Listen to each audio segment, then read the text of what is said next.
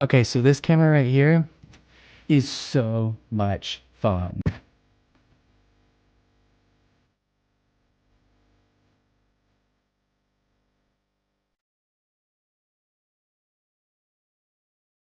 Okay, people, here's the thing. I'm not a photographer at all. I've never made a dime of income from photography. And honestly, I don't plan on starting anytime soon. However, what I am is a videographer with a family that I love to take pictures of.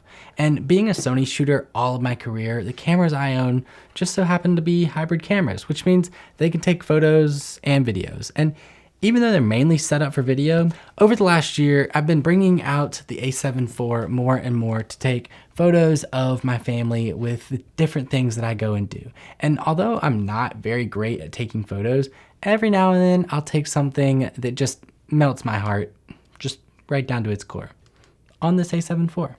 And since having our son almost 2 years ago, photography for me has developed into more of a hobby, just like video started. And for me, it's really all about preserving memories for a lifetime of my family.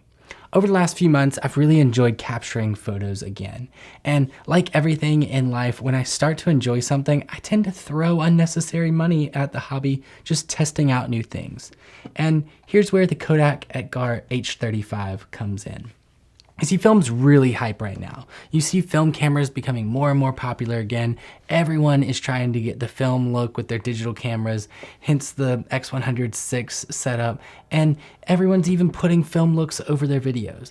Film is everywhere. So I figured instead of trying to emulate film looks with my Sony camera, why not just buy a film camera? Like this one. And so let's talk about this. This is the Kodak Ektar H35. There are a lot of positives that drew me to this camera. This thing is cute. This thing is little. This thing is easy to use. It's fun. And this thing is $44. Yeah, that's right. $44. Now, when I say this thing is fun, I really mean that it's fun for all parties involved because it's a point and shoot camera. People love to use this camera. Nobody's intimidated by it, and everyone smiles and is excited to take pictures with it. I had this camera out at my son's second birthday party, and half of the time I didn't even know where the camera was because someone else was running around taking photos with it. Nobody would ever attempt to touch a Sony camera that's sitting on a table because it's just so gosh dang intimidating, you know? This camera is fun because of just how easy it is. You just roll the film, look through the viewfinder, click the button, and you move on with your life. You see, this camera is perfect camera for passing around, not worrying about the perfect shot, and just capturing memories as they are. When I first posted about this camera, a friend responded and said that they keep one of these in their diaper bag at all times. So they always have a camera for fun family memories. And I want to somehow always have this camera available. I haven't really figured it out yet, but just without specifically carrying it everywhere. So either leaving it in the car, leaving it in a diaper bag loaded with film ready to go is always a great option. Or potentially utilizing it for birthday parties and specific vacations. The thing that I love most about this camera is that normal people can use it. You don't have to know manual settings. You don't have to know the exposure triangle like the back of your heart in order to pick this thing up and just get incredible shots. Now, all good things, of course, must come to an end. So let's talk about the downsides of the Kodak. Now, I've had this camera for a little over 2 months now, and I have burned through 3 full rolls of 36 exposure film. So about 210 pictures total. And in order to get these film rolls developed and turned into digital images, I've been mailing my film into Bellows Film Lab in Atlanta, Georgia. They have been phenomenal, have about 48-hour turnaround times, and the scans just look really, really good. But that obviously comes at a cost. So at about $20 per roll to get developed, plus $6 for shipping each roll, I've spent about $78 total on just developing film. Plus $10 each per roll brings my total cost of ownership over the last 2 months to $108. And when you take into account that I haven't fully learned the camera's limitations and not every single picture is even close to usable, it really brings it down to costing about $1 per photo, which adds up very, very quickly.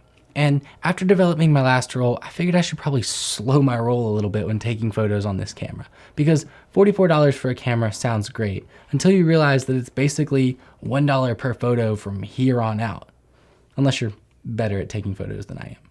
The only really other downside that I've seen is that I have really big hands, and because I'm not a photographer, I'm really not used to looking through a viewfinder. And when you look through the viewfinder, sometimes I don't realize that my big old fat fingers are right here blocking the lens. So I actually have several great photos that my dad hands have been halfway blocking the lens with. So it's really just all about knowing where that lens is and moving my fingers out of the way. Other than that, this camera is a fixed f8 aperture. It's just not great for indoors. Yes, it has a built-in flash and it's fantastic and it really gives a good film look, but shooting anything else indoors that may be a few feet away from your subject, I would really just not recommend busting this thing out indoors. However, I do love this Kodak Gold 200 film outdoors and it's produced some incredible shots. So what do you think about this camera? I know this channel has been mainly directed at my videographers out there, but over the last 2 years, having a family of my own, I've started to lean a lot more into the photography passion, and having a little camera like this has been so much fun. So we'll see where it goes from here.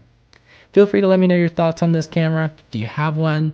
Are you never gonna get a camera? Are you just video bro all the way and no photos ever? Or is something like this something you could see yourself toting around, hanging out with? It's plastic, it's cheap, it looks cheap, but it's a whole lot of fun because you could just wind your next film and be ready to go. So I hope you learned something in this video. Maybe you did, maybe you didn't, but I will catch you guys on the next video. See ya.